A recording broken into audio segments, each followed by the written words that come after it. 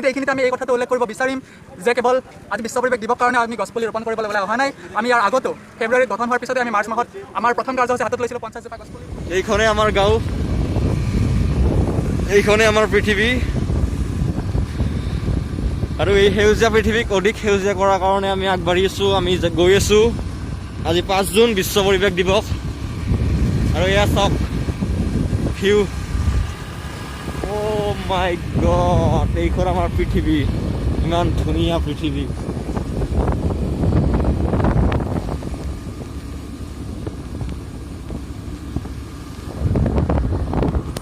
এয়া green army, save nature, save আৰ্থ।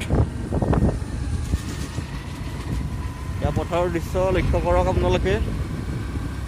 সেয়া চাওক, পথাৰত বগলী উৰি আছে, ইমান ধুনীয়া এটা ছিজন। এয়া চাওক পথাৰত বগলী, বগা বগা বগলী।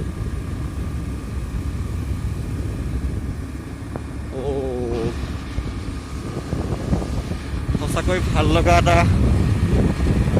মুহূৰ্ত।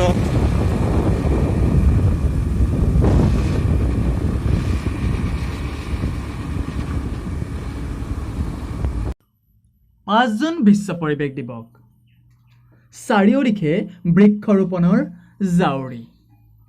বিভিন্ন দল, সংস্থা সকলোৱে কেৱল গছপুলি ৰোপণ কৰিছে। বৃক্ষৰোপণ যেন এক অংগ হৈ পৰিছে বিশ্ব পৰিৱেশ দিৱসৰ। হয়, হ'বৰে কথা। এই ক্ষেত্ৰত ব্যতিক্ৰম নহয় নৱগঠিত গ্ৰীণ আৰ্মি। গ্ৰীণ আৰ্মি হ'ল এজাক স্বপ্নদ্ৰষ্টা, যিয়ে সপোন দেখিছে সেউজীয়া পৃথিৱীখনৰ। এই সুন্দৰ আৰু সেউজীয়া পৃথিৱীখনক আৰু অধিক সুন্দৰ কৰাৰ মানসেৰে ওলাই আহিছে নৱগঠিত গ্ৰীণ আৰ্মি। এই বৰ্ষৰ এই ফেব্ৰুৱাৰী মাহত জন্ম লাভ কৰা স্বেচ্ছাসেৱী সংস্থা গ্ৰীণ আৰ্মিৰ একাংশ সদস্যই এনেদৰে ওলাই আহিছে।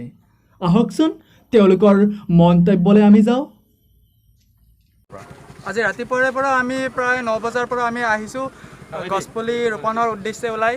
আমি আচলতে এই বছৰৰে ফেব্ৰুৱাৰী মাহত এটা স্বেচ্ছাসেৱী সংস্থা গঠন দিছিলোঁ। আমি নাম দিছিলোঁ গ্ৰীণ আৰ্মি, আৰু গ্ৰীণ আৰ্মি নামধাৰী আমি সেউজীয়াক ভাল পোৱা এজাক স্বপ্নদ্ৰষ্টা ওলাই আহিছোঁ। যিহেতু আজি বিশ্ব পৰিৱেশ দিৱস, আৰু সেইকাৰণে আমি ওলাই আহি গছপুলি ৰোপণ কৰিলোঁ। কিন্তু এইখিনিতে আমি এই কথাটো উল্লেখ কৰিব বিচাৰিম যে কেৱল আজি বিশ্ব পৰিৱেশ দিৱস কাৰণে আমি গছপুলি ৰোপণ কৰিবলৈ ওলাই অহা নাই। আমি ইয়াৰ আগতো ফেব্ৰুৱাৰীত গঠন হোৱাৰ পিছতে আমি মাৰ্চ মাহত আমাৰ প্ৰথম কাৰ্যসূচী হাতত লৈছিলোঁ 50 জোপা গছপুলি ৰোপণ। আৰু সুখেৰে আমি আপোনালোকক জনাব বিচাৰিম যে সেই 50 জোপা গছপুলিৰ প্ৰায়সংখ্যক গছপুলি আমি জীয়াই ৰাখিব পাৰিছোঁ।